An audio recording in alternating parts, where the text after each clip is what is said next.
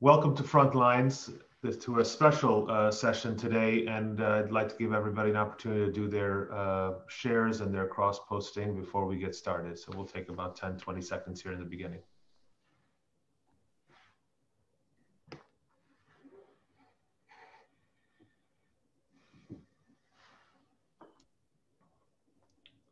We'd like to welcome our viewers from across the United States and Canada, Europe and the Middle East, Australia and New Zealand, as well as, of course, Armenia and Artsakh.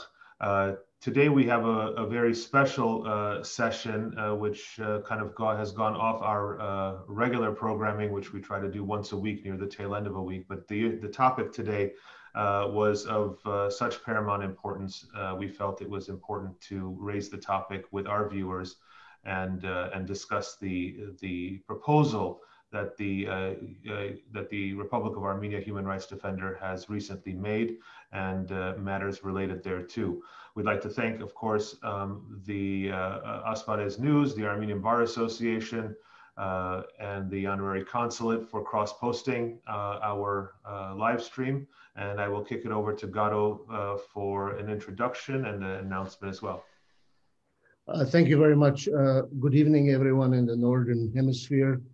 Good day everywhere else, and good morning, most importantly, in Artsakh, in Armenia. Please welcome our guest, who is no stranger, very well known to everyone, and a frequent visitor on Frontlines, because he frequently, rather 24/7, is very active on all things related to Armenians and Armenia human rights, along with Artsakh issues. He is the human rights defender of the Republic of Armenia, an adjunct professor at American University of Armenia, associate professor, PhD at Yerevan State University, and a former ad hoc judge at European Court of Human Rights, along with former advisor on torture prevention at Council of Europe, and many, many other engagements and responsibilities that he has carried out rather well over the years. I don't want to take too much time to go into all of that, because we want to hear from Mr. Tatoyan. We want to hear from Arman. Arman. Hello, thank you very much. I greet everyone, and Garujan, Garnikjan, thank you very much for inviting me again to this very important discussion and for your constant attention and very important attention to these very important issues, pressing issues that we face in Armenia. And of course, I think these are very interesting also for our compatriots in the world. And I thank you very much to our diaspora for following these issues, since they are very important, and apparently we need also assistance of our compatriots in solving these issues. And I consider these live streams, these discussions, one of the very important factors that largely contribute, I think, to the awareness raising and, of course, to contributing to the solutions. As you very rightly, yeah. I'm sorry, Arman, I apologize. Do we want to very briefly mention, did you post that the petition on there by any chance? Do you know? I can share it. Yep. Go ahead. Arman, I apologize. We wanted to inform our viewers so that we don't forget something very important. Karnik, you want to say a couple of words about it, please? Yes, sure. I think that we'll be posting very shortly a change.org petition regarding, as we know, the fact that April is around the corner. I think this particular year is really important, and I'm happy that we have the Ombudsman on right now with us, because the work that that his office has done in Armenophobia, as well as anti-Armenian rhetoric and hate speech that has been prevalent throughout this war period, and in fact through the time period leading up to the war, is unfortunately reflective of a long tradition of anti-Armenian sentiment that dates back, as we have seen through this war, back to the genocide, and that the consequences of such rhetoric and the impunity that has resulted from non-recognition continues to plague the ability and the ability of the rights of Armenians to be protected. we see a direct line. We need to connect those dots. It's extremely important for us as Armenians, particularly in diaspora, particularly in the United States where there's been a change of administration, to make sure that we do our part in order to connect those dots, to show the link between the events of 1915, the genocide of 1915, and if you will, the historical lineage that has brought us to a war in which ethnic cleansing of Armenians was paramount. We played an extremely important role, and as the Human Rights Ombudsman himself has reported about, in fact, has issued a number of documents related to this.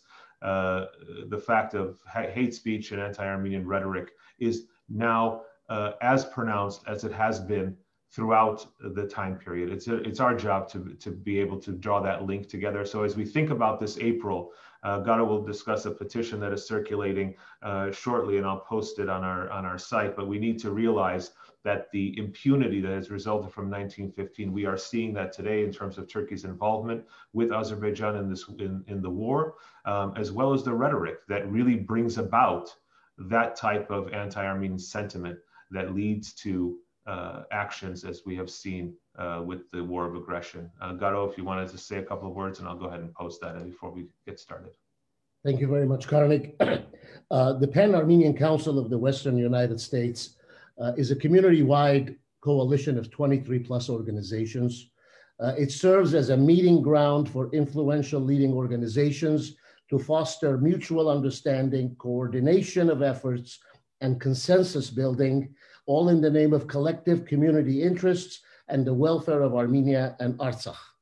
And the PAC-WUSA, the Pan-Armenian Council, and its member organizations have, a couple of days ago, launched an online petition urging President Joseph Biden to honor, the President of the United States, to honor his pledge to reaffirm the US recognition of the Armenian genocide in his annual remembrance statement by properly acknowledging the mass murder of 1.5 million Armenian men, women, and children by the Ottoman Turkish government as genocide. So we encourage you to get on change.org. The petition will be posted in our comments section. Sign it and share it, and encourage everyone to share it more so than ever this year, given the 44-day war, and clearly the apathy and the disregard for genocide committed more than a century ago, and a genocide attempted to be committed yet again just a couple of months back. Thank you. Arman, if I may, I'd like to start by digging into the proposal just a few days ago that you had made, a very lengthy and very detailed proposal, which is really the subject of our discussion today, regarding a proposed Syunik demilitarized zone. You have been on our program a number of times to speak about what your fact-finding missions to the Syunik region has revealed with respect to Azerbaijani military being, in some cases, meters away from Armenian villagers' homes, schools, and things of that nature. I think it's really, to those who have seen the presentation, obviously the caliber was remarkable, and the depth and the breadth of the actual proposal was really something to behold. And I think that it's very important for our viewers to learn more about the proposal that you have made, why you have made it, and what sort of traction you hope to get for it. If you wouldn't mind explaining the proposal to us, I think we'd appreciate it.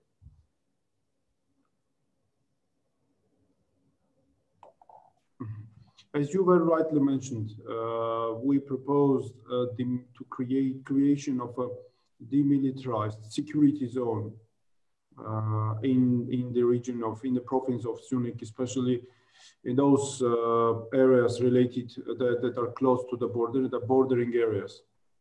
And this concept is based on, I think, very important factors and grounds that lead us to this conclusion. And this is to consider this solution to the issues that we have that exist. We have existence of these issues. The first factor is, as you very rightly mentioned, the deep Armenophobia and the rhetorics of the Azerbaijani political high-ranking authorities. And first of all, starting with the president.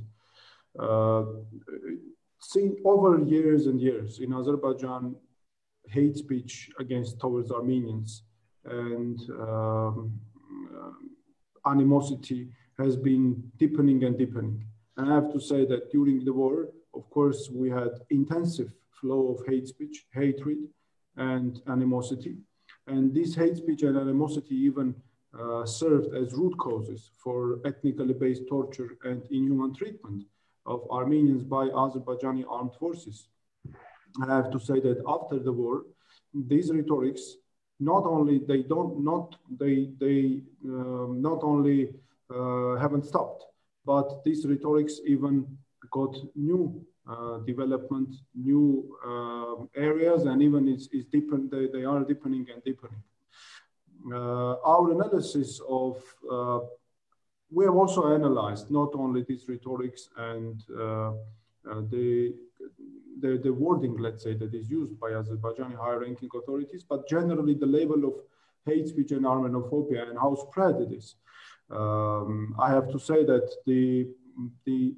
this hate speech, and exactly with the same words, is also being largely encouraged by culture and sports figures of Azerbaijan. And during the war, we could observe very easily calls for violence, calls for killings, torture, including Armenian children during the war by Azerbaijani culture and sports figures. And Azerbaijani armed forces, they knew very, very clearly that whatever they do against Armenians, it will be only encouraged. It will be only, they will get only glorification. That is why in many videos they were with open faces, with extreme cynicism, torturing our compatriots, not only military servicemen, but also civilians. And we have thoroughly analyzed all the videos. It is more than, we have more than 200, about 300 videos analyzed thoroughly. These are videos of torture and inhuman treatment. And I have to say that this analysis, these studies revealed very interesting trend. Azerbaijani armed forces in these videos where they torture and ill-treat or where they, let's say, explore their cruelties, they do it everything with exact words as the Azerbaijani political high-ranking authorities. First of all, the president of Azerbaijan. Literally, these are the same words. So, for example, Azerbaijani president, the president of Azerbaijan has famous speeches with the words that we expel Armenians like dogs, we drive Armenians like dogs, or Armenians are jackals, and this is a country of no values. This is an artificially created country on Azerbaijani ancient lands. Moreover, he several times stated in his official addresses to the nation that their political and strategic purpose is to return to their ancient Azerbaijani lands, especially highlighting Zangezur, the Syunik region, province of Armenia, and historical Armenian land Zangezur, and Lake Sevan with its, let's say, region with the provinces next to Sevan, and to Yerevan. And apparently, Azerbaijani military forces were fighting against Armenians. They had all of them, the conviction that they came to liberate as if their lands. And that is, and moreover, apart from all of this, when they were torturing the Armenians, including, when I say mutilations, I also mean, when I say cruelties, I also mean mutilations. So cutting different bodies, for example, of cutting different parts of bodies, etc.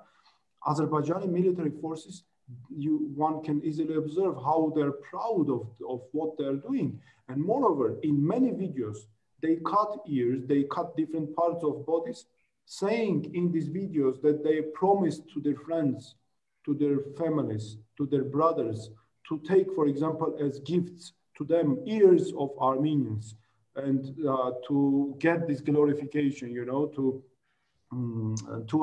for self-satisfaction. And this is the problem. And again, everywhere they're acting with extreme cynicism and with, you know, with open, without any fear for impunity, with clearly knowing that they will get only glorification.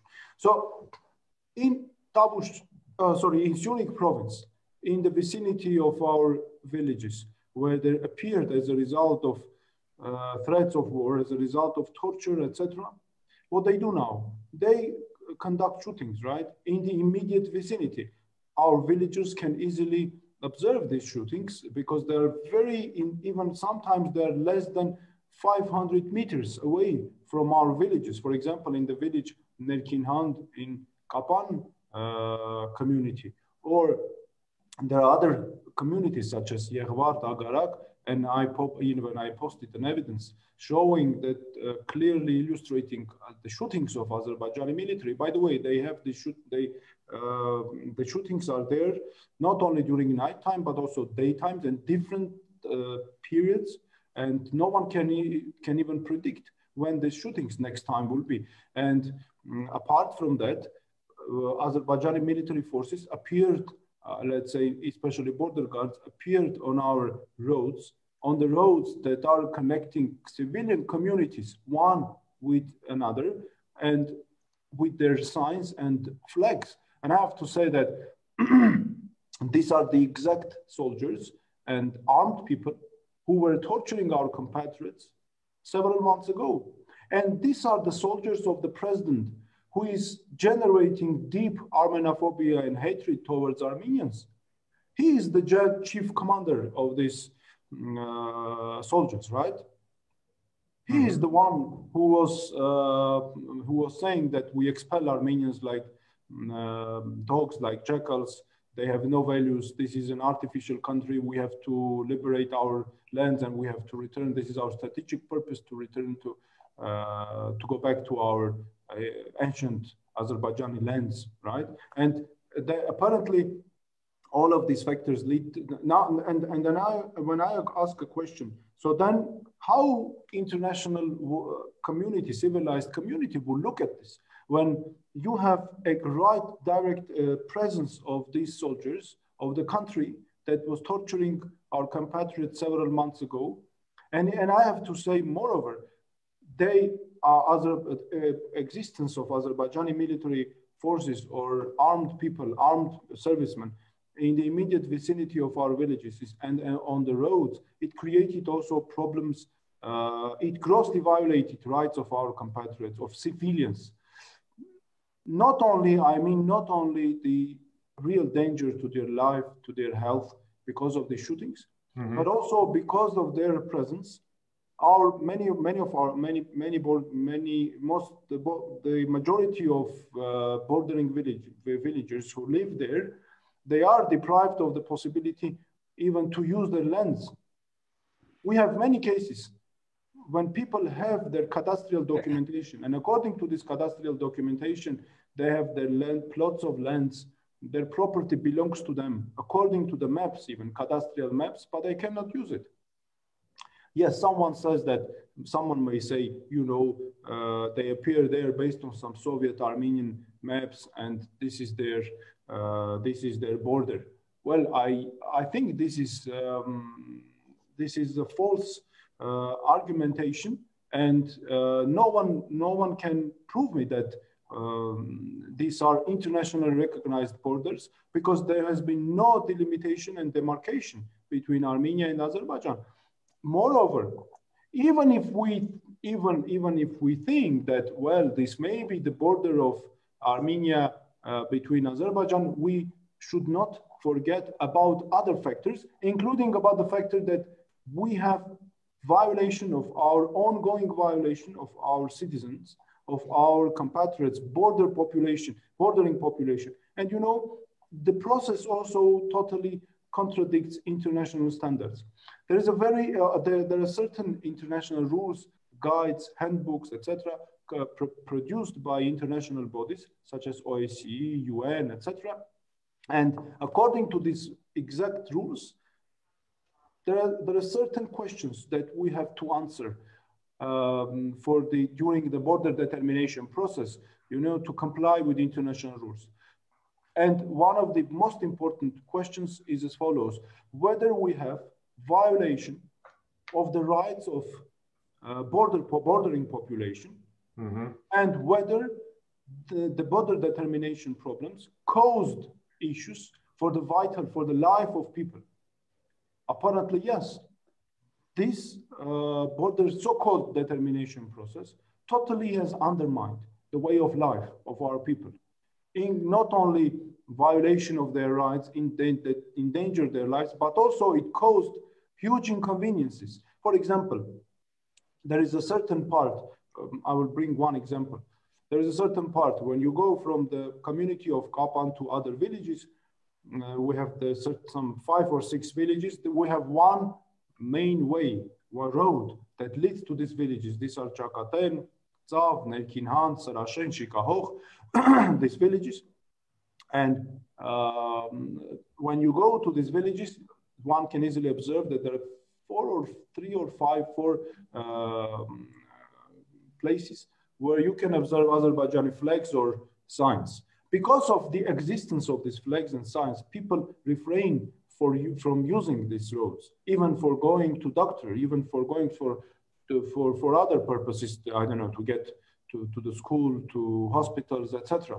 Because of the existence of Azerbaijani signs and flags. And moreover, why I'm saying, because there are on these roads, we have not only Azerbaijani flags and signs, but Azerbaijanis use these flags and signs as reasons to bring their military, their soldiers, as if to keep the security of their signs. Arman, I'm sorry, I want to interject because maybe different people have different understanding what a demilitarized zone is, or a DMZ or a DZ as commonly referred to. Because I note that there's a comment, I don't know who the individual is, who has written demilitarized zone in Syunik. What kind of Turkish Western blank suicide is this? My understanding of demilitarized zone is that it's an area in which treaties or agreements between military powers or nations or contending groups are forbidden from engaging in military installations, activities, or personnel. I'm reminded of North and South Korea. I'm reminded of Iraq and Kuwait. I'm reminded of Israel and Syria, the Golan Heights. I'm reminded of Lebanon and Israel in the southern region of Lebanon, post-1978 Israeli invasion. And I'm reminded of the unrecognized portion of Cyprus, monitored by UN peacekeepers, if you will. So this is not a new, untested, untried process. Can you share with the audience your vision and the necessity for creating a demilitarized zone? You set forth all the issues that take place on a daily basis that some of us are aware of and perhaps others are not. But to suggest that a demilitarized zone is possibly a Turkish Western BS, if you want to call it. I know one thing, that your interests are 100% for the safety and security of the Armenian people. So perhaps there's a disconnect there somewhere. You can bridge the gap. Well, yes, I tried first to present the justifications, the arguments, let's say, that led us to this conclusion.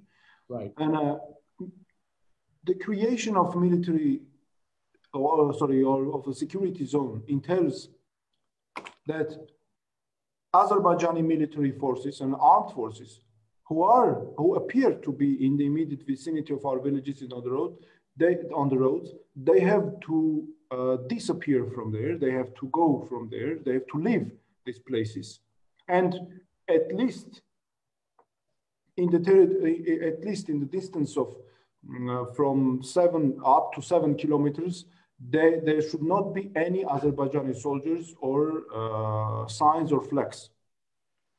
So I mean that, of course, this concept means the following. Of course, we keep the Armenian Republic of Armenia has to keep all its forces, positions, etc. But from there, Azerbaijani military armed, let's say, soldiers, armed people, armed servicemen, call whatever you want, and military servicemen have to leave these areas. There should not be even a single Azerbaijani military forces, and because we need this, this zone is very important. First of all, for the protection of the right to life and security, physical existence, and the physical security of our people. And of course, for their rights to use properly, to exercise their rights to property and other rights, because this territory also is needed. This, let's say, some up to 7 kilometers, the minimum, also for our compatriots to be able to use their pastures, etc. And the lands that according to certain documentation of cadastral documentation, etc., belong to them. This is very important. So again, it means some people asked, well, they asked some questions also to me, whether it means that at the expense of Armenian territory. Well, then I asked a question immediately, who said that the territory now on which Azerbaijani armed forces right now are placed belongs to them? Because there has been no demarcation and delimitation process. Consequently, we have to take as very important criterion the rights of our population, of our compatriots, and their existence in these territories apparently violates these rights. That is why, again, just to reiterate, they have to leave all the roads connecting our community, civilian communities, including their flags, signs, military, I don't know, all the military servicemen have to leave from there, and it should be protected zone for our compatriots. And I would even propose that our military position should be right, in front of the Azerbaijanis, but not in the immediate vicinity of Armenian civilian communities, because existence even of our civilian military positions, of course, cause problems generally for the civilian population. That is why our military positions also should be after the 7 or 10 kilometers, up to 7 kilometers, for our civilian compatriots to have the possibility to fully exercise their rights. Because right now we have even roads, for example, the road that goes through the village of Shurnukh or Vorodan.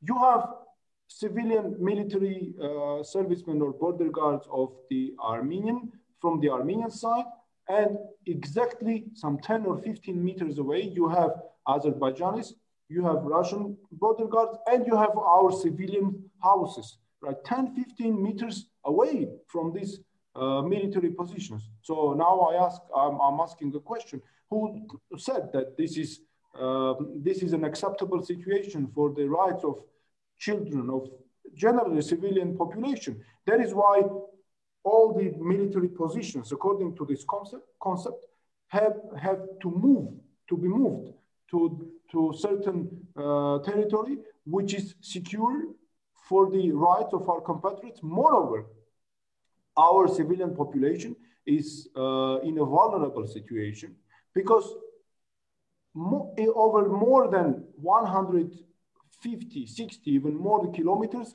there are no Azerbaijani civilians, only Armenians. That is why you have on one side only Armenian, right immediately, Armenian civilians, and on the other side, you have only Azerbaijani military, which puts our civilian population in a very vulnerable situation. That is why, again, to sum up, all these military, all the sides with their military positions, they have to move from these places. Arman, I think that, Garo, before you ask a question, I think it's really important for our viewers to understand that last point. Really, I just want to emphasize that we're dealing not with Armenian civilians in front of Azerbaijani civilians. We're talking about a militarized Azerbaijani positions on war footing, right on the border, right within meters of Armenian homes, Armenian schools, and Armenian civilian life. And I think that, which is why, and correct me if I'm wrong, Arman, which is why the Human Rights Ombudsman's office felt the need to step into this area of the demarcation and delimitation of the border, because it was directly affecting average, everyday citizens' lives and security. Garo, sorry, I cut you off. You were going to ask a question. Sorry. So that we understand what is going on, a demilitarized zone, tell me, Arman, if I'm wrong, or Karnik, a demilitarized zone is something that is achieved generally as a result of political discourse and negotiation, and it doesn't necessarily resolve territorial disputes to the extent that in this instance, Azerbaijan is making some really outrageous territorial claims.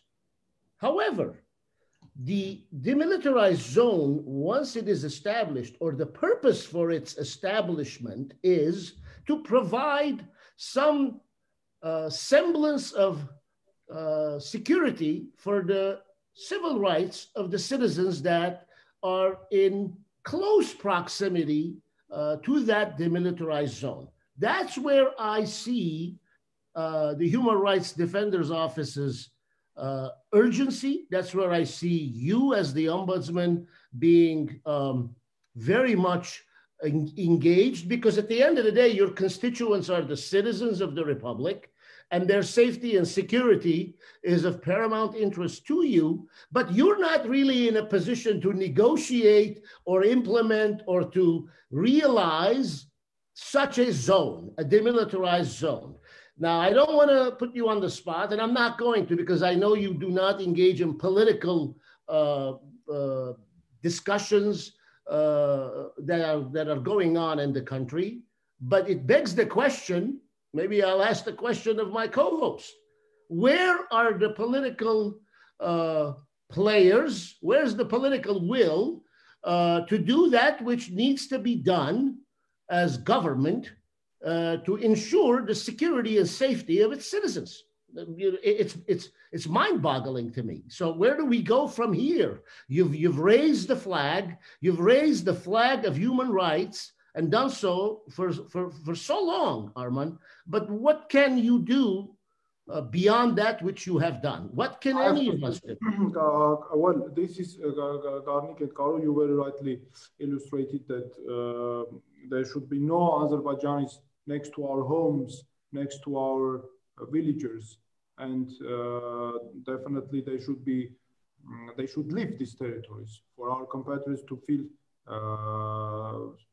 secure, and so that their rights are not violated. That is why I'm not entering into any political, discussions or any political debates to whom the territory belongs, etc. So I said the following: there is a dispute over these territorial things or whatsoever, because there has been no demarcation and delimitation, or at least there is no confirmed legal document saying that this territory belongs to Azerbaijan. So I put this argument aside, and I take the basis as basis the problem that exists. This is a human rights issue.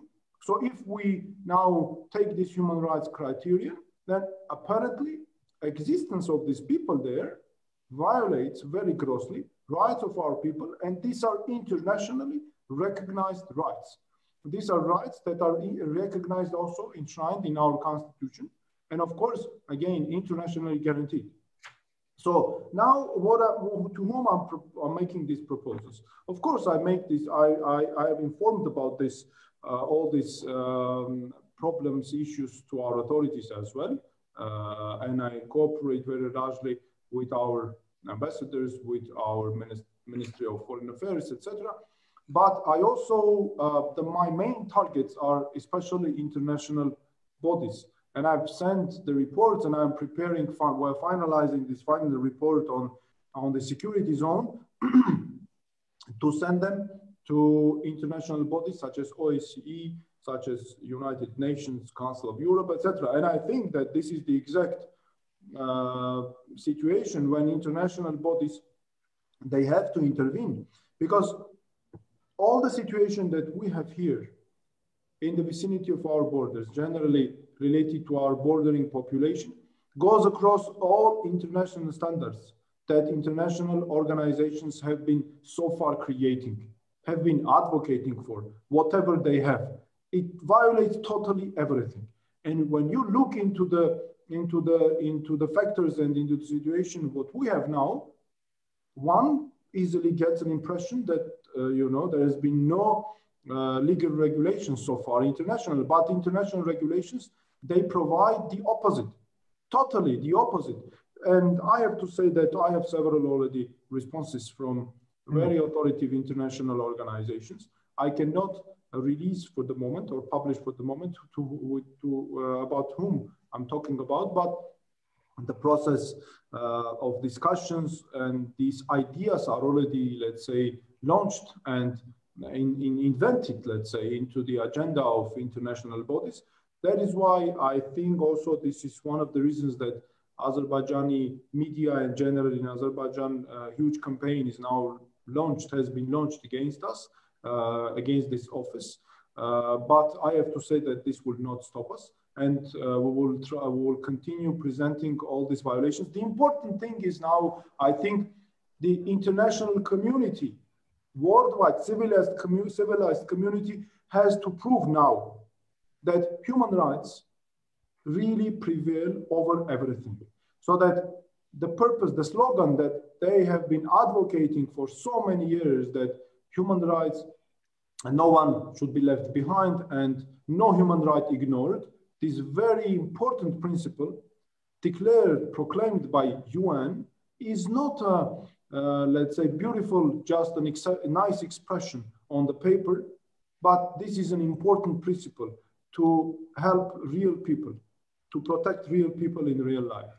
See, I think that's a really important point, Arman, and I think that I think we need to reflect on the fact that rights themselves are not self-executing. It's not like that within any national system. It's not like that on the international stage either. In order to hold these international institutions to their own rhetoric requires constant and reasoned and analytical approaches that constantly put the issues before them, and so that they are forced to finally make decisions that take into consideration the issues of human rights that are paramount, particularly in this, as we have spoken about this before. The speed at which decisions are being made is not to our advantage. That the decisions need to be thought out because it is our citizens that are suffering the consequences of really abridged approaches to things as serious as demarcation and delineation of borders. I wanted to ask you, Arman, the makeup of is there a formalized commission? How are these decisions being made on the borders? How has it changed, if at all, from immediately after the trilateral statement to today? Have we seen changes in the approach, in the mechanics, in the participation of various bodies in that decision making, or is it the same? Unfortunately, no. There are no professional works carried out on the ground. The bordering population has not been involved in the process because according to international rules, all the issues should have been discussed with them as well, because it relates to their day-to-day life, to the vital issues and to their rights, which again, let's say, delegitimizes one of the factors which creates problems for the whole process. But I think this was also, the process was too speedy. Unacceptable, I have to say, speed. And, but the whole process was carried out under threat of new war and under threat of use of force by the Azerbaijan from the side of Azerbaijani authorities and military. So we had, everyone I think already knows the terrible cases when Azerbaijani military forces were approaching, soldiers were approaching our villages, including, when speaking to our villagers who were in these military positions and giving them just, couple of hours of time to leave those places. Otherwise, they're going to bomb the whole with drones. We have this kind of statements, going to bomb with drones to destroy our villages. And moreover, not only this, let's say, threats, but also Azerbaijani president several times was threatening, including in cooperation with Turkish authorities, threatening our country with the new war. And they continue it even now. During his address to the new Azerbaijan Party Congress, the president of Azerbaijan literally said that if Armenians create problems for us in using, for example, so-called Zangezur corridor or whatsoever, we will expel them. And this is the problem that, like we did during the war. Apparently, this is everything again are against, all these things are against international standards and rules. And the same goes for our delimitation, so-called delimitation and demarcation, because there's been no such a process, but at least let's call it very, let's say, with some conditional word, determination. Apparently, there should have been professional works, studies before that, let's say, process could start. And all the information should have been negotiated between the parties. This could be, I don't know, bilateral, trilateral, but at least all these things that we have now at our borders that should have been results of negotiations, of discussions, and based on professional works. But unfortunately, there has been nothing. And that is why this is another factor, let's say, to claim that they have to leave from these territories, because everything has been carried out in violation at the expense of the rights of our villagers. Arman, you said something a moment ago. You referred to the campaign of the attacks by the Azerbaijani government, public officials, all the way from their so-called head of state. But more specifically, we have seen reports of attacks against the Office of the Human Rights Defender of Armenia, attacks against you as the Ombudsman of Armenia. And you mentioned just a few moments ago that this will not stop us, you said. I'm going to, because I'm unable to not say anything about it, I'm going to ask you to tell us and the audience what exactly is going on. It's one thing to have external attacks. It's something entirely different when I look and see the government in Armenia trying to reduce the budget of the Office of the Human Rights Defender, especially since I'm particularly aware, and many others who follow and study the Constitution of the Republic know that the Office of the Human Rights Defender's Office is a sacred institution, separate and apart from the government.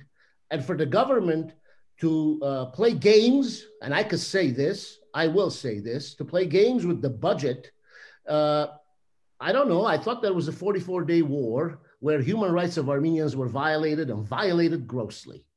The Human Rights Defender of Armenia, who is now going to the southern region of the Republic and raising very legitimate and valid concerns on a daily basis, is now going to suffer a reduction of a budget so that he, and I refer to you, sir, and your office, can do less of a job in serving the human rights and the interests of the civilians of the Republic of Armenia.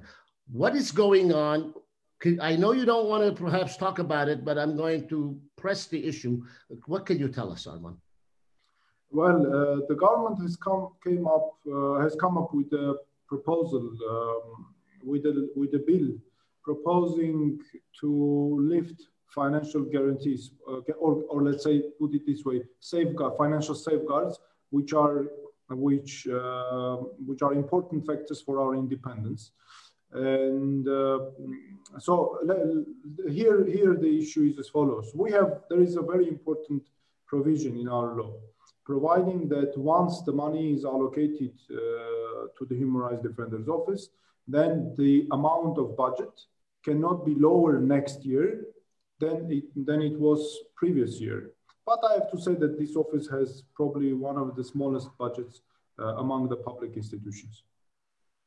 And the government now proposes to remove this very important safeguard, because this safeguard is there to protect this institution, even if this institution raises issues that the government may not like, but still they cannot cut funds. Now, according to the government proposal, if this bill passes also in the parliament, then it will mean the following, that if the government and the ruling faction in the parliament they don't like, let's say, the criticisms of the human rights defender or the issues raised by the human rights defender, then next year, or let's say even starting that year, I don't know, initiating maybe some process, they may reduce the budget of the human rights defender. There is an argument saying that, well, the government, if even the government proposes even the amount of money that is less than the last year's budget, then the parliament is there to decide, because according to the law, the parliament is the last instance to take the decision.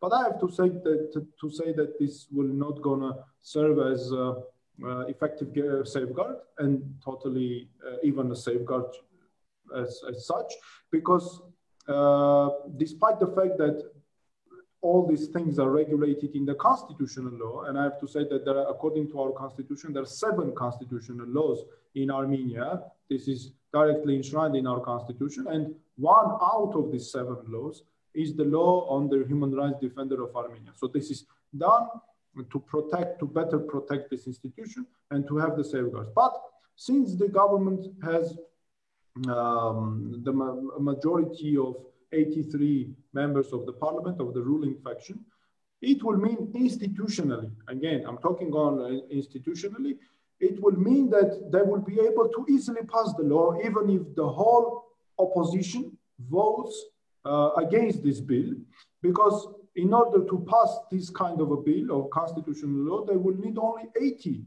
votes, but they have 83. So institutionally, it means that even if this is even dangerous, then in a case that we had let's imagine we have in the parliament less than 80 or 70 members of a ruling faction, it would be even easier, because the government would propose something and the opposition would have the possibility to support the human rights defender.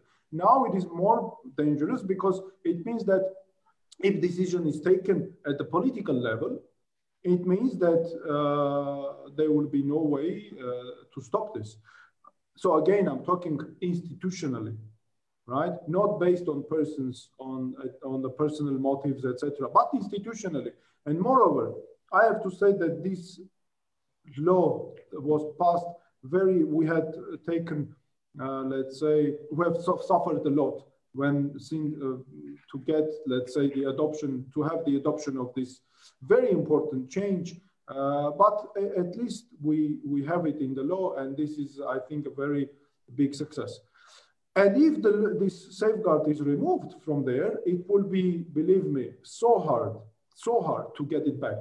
And I have to say also that, you know, I have proposed, and I'm proposing now also, I say, look, I understand that the country experiences financial difficulties, economic problems, and you have to reallocate money, because this is one of the main reasoning that the government, that the Minister of Finance is bringing to me.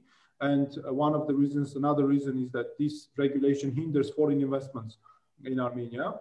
And if I say if the only hope of this country is the Human Rights Defender's Office, okay, I agree. Let's change the law, but let's put objective criterion under this, let's say, change. For example, if the government decided to cut budgets of all institutions, they can approach us, no problem. And there is a regular practice. We always give back the money that we didn't use. And last year, for example, there was a reduction of, voluntarily, reduction of more than 24 million Armenian drams. Our partners from the government asked, and we, let's say, agreed with them. We gave whatever we could.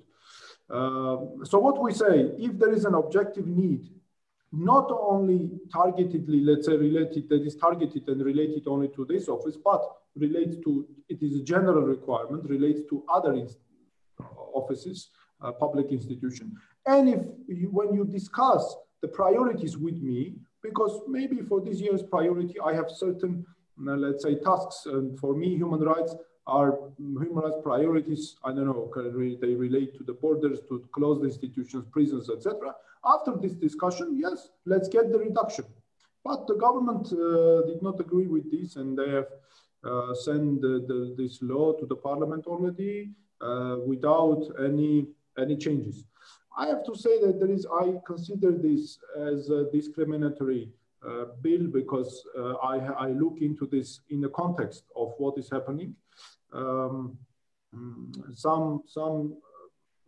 time ago, like a couple of weeks ago, there was also a reduction of our technical capacities when the government, let's say, took from us some of our vehicles. And I have to say, the interesting thing was that this decree was only about the office of the Human Rights Defender, where one could think as if we have dozens of or hundreds of cars, and it was very urgent to take all of them immediately within 1 week. But anyway, since there was I decided not to raise it publicly at that time, and I would not raise it, never, if we did not have this new, let's say, initiative of giving the possibility to the government to cut or to reduce the funds. And of course, including the plus, I can add to all of this on the top.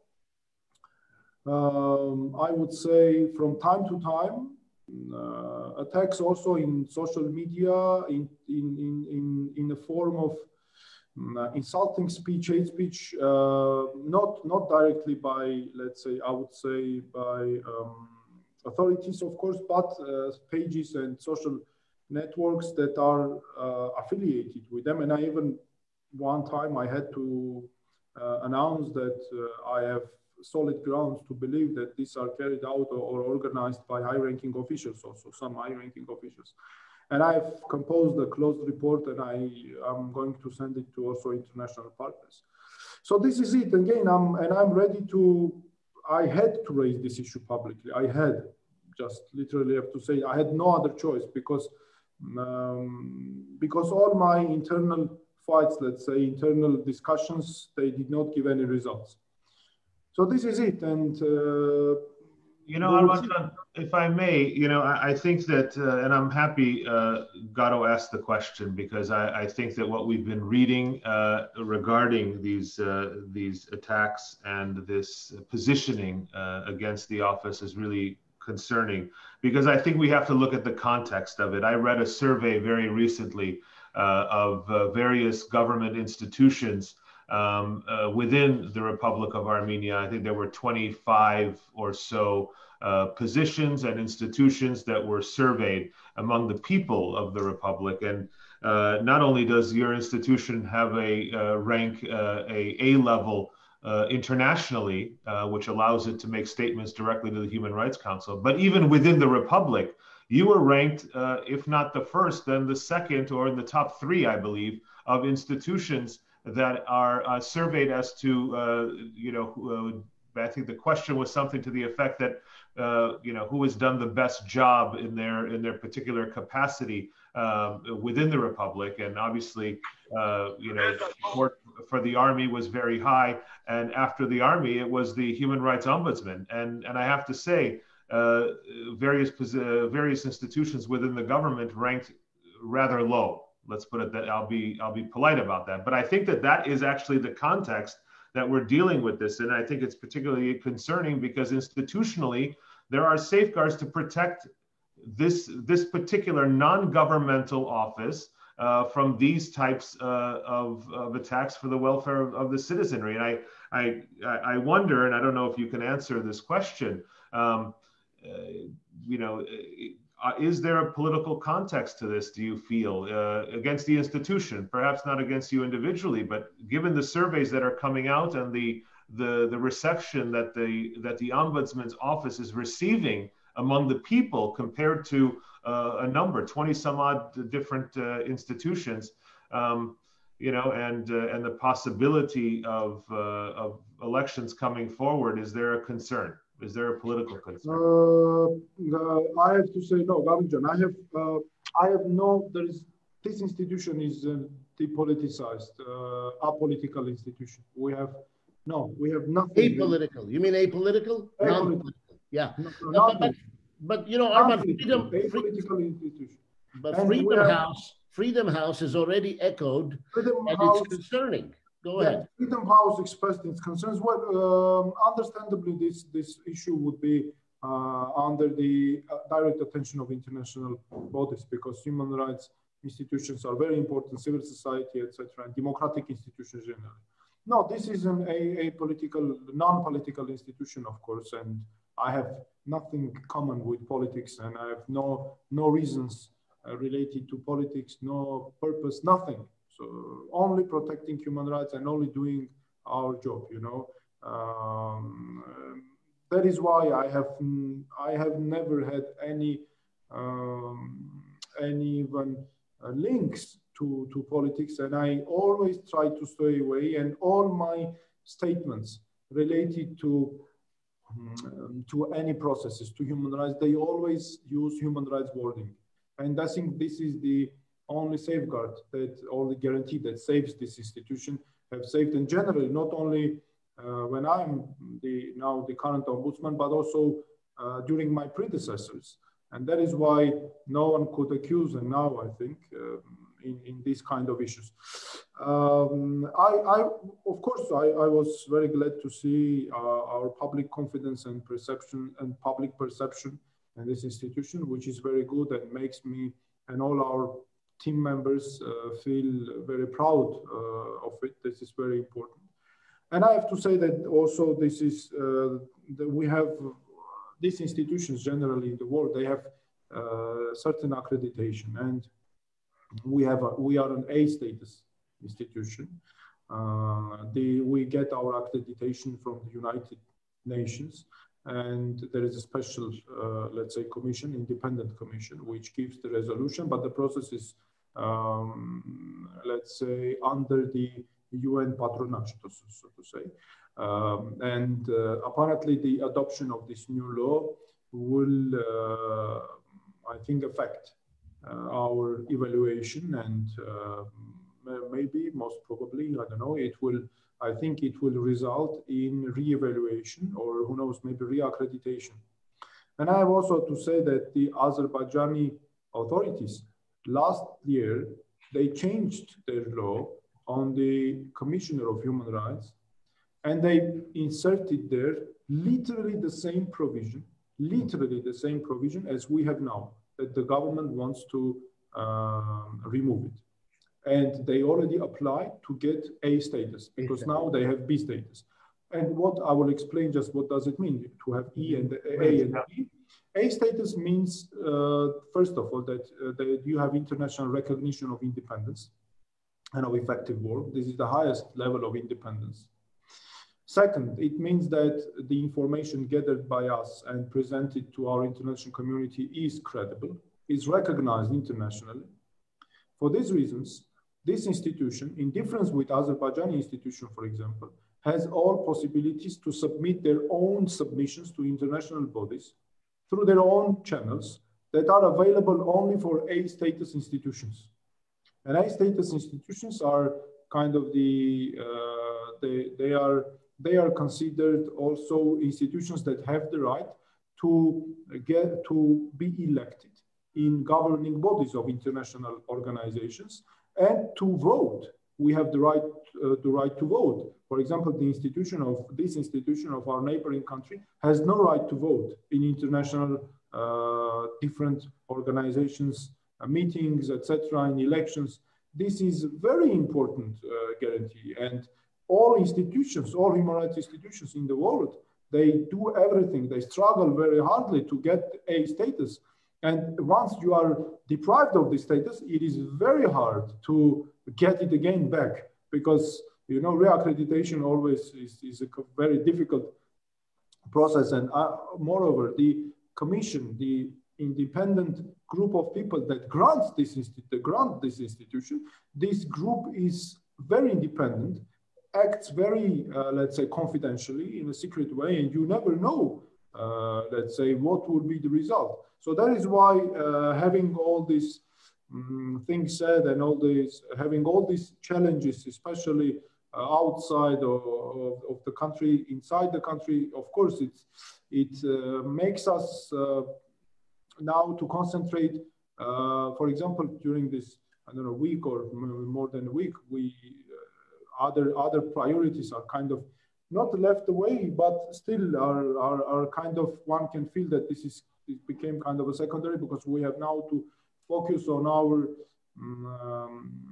on the justifications that why this initiative of the government is unacceptable.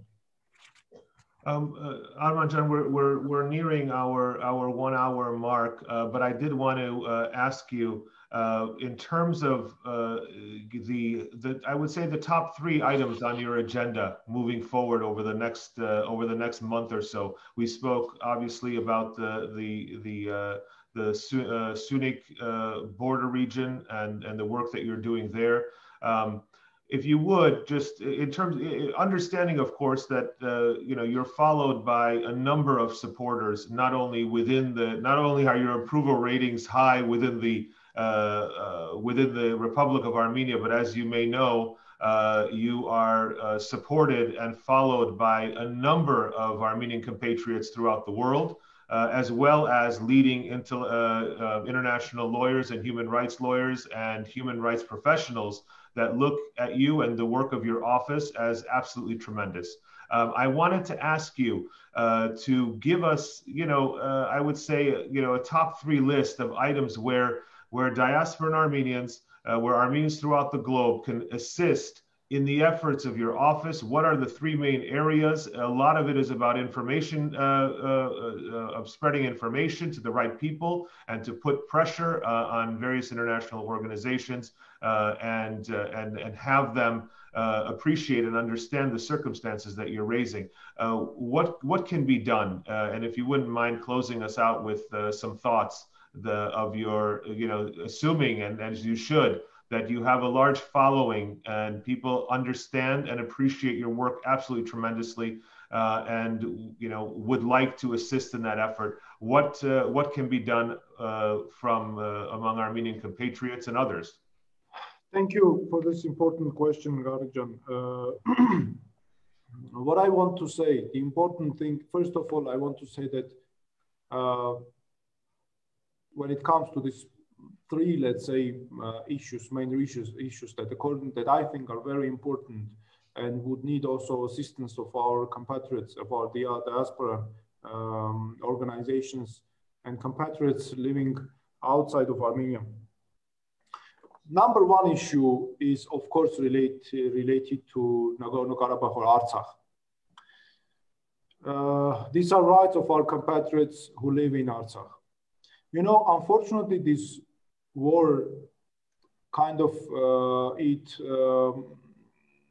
because of this war, unfortunately, we speak less about rights, about Artsakh from the right to determination from that context, which is, I think, which we have no right to allow this happen, and we have to activate, we have to raise this issue that living next to Azerbaijanis is in the current conditions this is a real threat to their physical security and is an existential issue, and to their vital rights, because we have the continuation of deep Armenophobia policy, of hatred.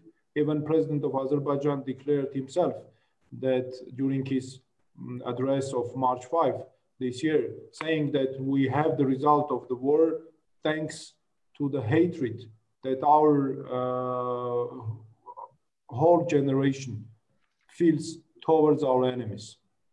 And this feeling of hatred and animosity is being encouraged and encouraged. It gives us, it forces us to speak more, to speak loudly about our compatriots' rights, but putting the right directions, let's say, that existence of living in the same country, you know, I mean, Azerbaijan, of course, of our compatriots in Artsakh is not possible. And that is why the right to self-determination after the war becomes even, I would say, more urgent and a pressing issue. The second thing, just to keep it short, is of course the level of Armenophobia and hate speech and animosity towards Armenians. And of course the speeches of the directions, let's say, addresses, messages of speeches of the president of Azerbaijan that get more and new directions, which is again very important to address. Azerbaijani president is always accusing or trying to accuse Armenians in being fascists or in fascism, etc. But I have to say that one has to look very close into the speeches of the president of this country, and it will be very easy already who is disseminating these ideas. I think these ideas coming only from them. You will not find even a single authority of Armenia in any time who could attack the people of Azerbaijan. The only speeches or let's say so-called accusations or I don't know whatsoever only were with the authorities of Azerbaijan and armed forces, never with the people of Azerbaijan. You will not find this kind of rhetorics from the Armenian side, from the authorities of Armenia. That is why we have to bring this, I think, real intentions, because these rhetorics, these speeches, they disclose the real intention of Azerbaijani authorities, not only Azerbaijan, but also Turkey. The vivid example is the speech of the president of Turkey on December 10, right after the war, and during a military event, parade, which was dedicated to the glorification of results of the war. And the president of Turkey was there literally comparing the Artsakh war, this last war, with the Armenian genocide, and was glorifying the souls of those who perpetrated, who organized and perpetrated the Armenian genocide. I think we have to look into these very interesting motives, and because they disclose the real motives and the real intentions. And of course, the third issue, I would mention the issues related, human rights issues related to the borders of our country, to the human rights. From my perspective, these are human rights related to the border situation, and of course, human rights of our bordering population, which is very important. And I think this, and from my perspective, I raised this issue of creation of a security zone that we have just discussed. And of course, having said all of this, let me mention again that this office, despite the difficulties that we have in the country, we deal only with human rights. Our purpose is only to protect human rights. We are not involved in any of the processes. This is against our, let's say, against our mandate, against our rights, against our interests. And believe me, no one is interested in this office to get into this strange, processes, problems, etc. Because I think staying in this strictly within our mandates, within human rights protection mandates, gave us more possibility to help our people, to protect our people. And moreover, here we are in this, when we have this kind of, let's say, policy, then we are better perceived by international community, because we are only human rights oriented people, and moreover, unfortunately, this political agenda and the challenges that we face in the country, they kind of spread kind of a shadow on the human rights issues, unfortunately. And unfortunately, human rights priorities are not, let's say, perceived and evaluated in a sense that they should have been. But still, we are there, this office is there to protect human rights, to advocate for human rights and to promote human rights, and we will continue doing so. Thank you very much for this possibility. I consider these discussions very important method, very important, let's say, way to bring to our compatriots real human rights issues to their attention, and of course for raising and trying to find solutions to this. Thank you, Arman Can. And before I kick it over to Garo for his last words, I want to stress the very first point that you raised, which it could not be a more. Our guest a few days ago, Alek Baldasarian, had spoken about doubling down on Artsakh. This is a very important historical moment, and our focus, our diligence, our vigilance with respect to the rights and the protections and the security of our compatriots in Artsakh is more important at this moment than any time ever in our history. And I think that we can all appreciate that. And I thank you again, Arman Can, for raising that point as the first and perhaps the most paramount concern that we as an Armenian global nation need to be thinking about. And with that, I'd like to ask Garo to wrap us up for today. Thank you, Karnik. There's an Armenian proverb that says, all men have 3 ears, one on the left of his head, one on the right, and one in his heart. Arman, we have worked with you closely. We have followed you. The world is following your efforts, and you clearly are making use of all 3 ears, but always being true to the one in your heart. I want to thank you for staying the course. I want to thank you for doubling down and then doubling down yet again when and if necessary. I want to thank you for being measured and letting go of many overreaching behavior that you endure. But I want to set the record straight.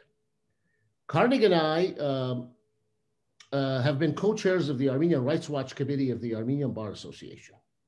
Over the years, both Karnik and I and other members of the Bar Association, of the Rights Watch Committee, Saro Kerkonian, Armen Hovanesyan, and some time ago, Edwin Minasyan, and for a bit, Giray Kasabian, we have collectively authored over 50 statements, critical statements over the years, criticizing previous governments for their treatment of Armenian civilians, for their violations of civilians' rights for freedom of assembly, for meddling with judicial proceedings, prisoners' rights, voting rights, irregularities with elections, you name it, we have spoken about it. None, however, to me, this is my personal opinion, none, however, have been due to the government's, previous government's, direct attacks on the one institution entrusted and mandated by the Constitution to guard against violations of any of these rights that I just spoke about.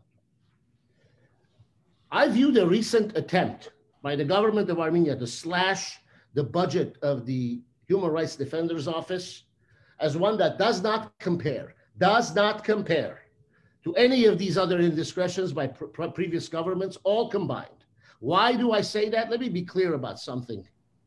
The transgression of the government into a constitutionally protected independent status of the Ombudsman's office is condemnable.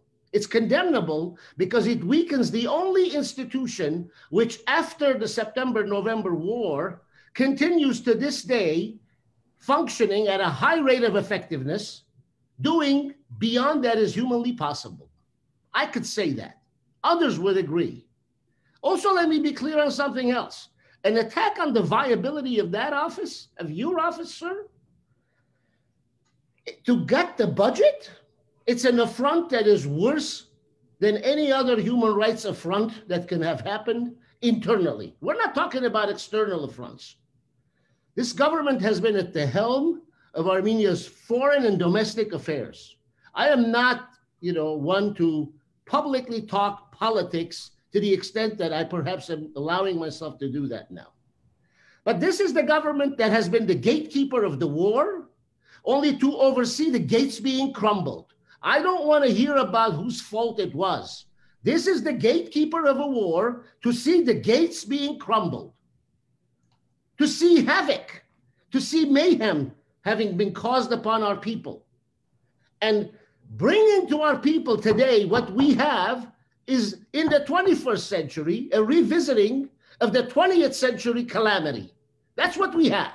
That's what we saw. With all of social media, with all of the technology, we saw from far and from up close, and some people endured it, and thousands lost their lives, and thousands more do not have their sons and fathers and brothers. To suggest that from this catastrophe, the Human Rights Defender's Office, fighting for the rights of the prisoners of war to be freed, fighting for the rights of the civilians of the Syunik, and the southern border region, should have its budget cut, should have vehicles removed from the number of vehicles it has at its disposals, which is less than 10, is ludicrous. It reeks of something really sinister. Either that or people have lost their mind in Yerevan. The government would do best by increasing the budget, yes, increasing the budget of the Office of the Human Rights Defender. It is the least it can do to remedy that which has led Armenia and the Armenians of the diaspora to this day, to this despair, to the period of mourning and the period of uncertainty.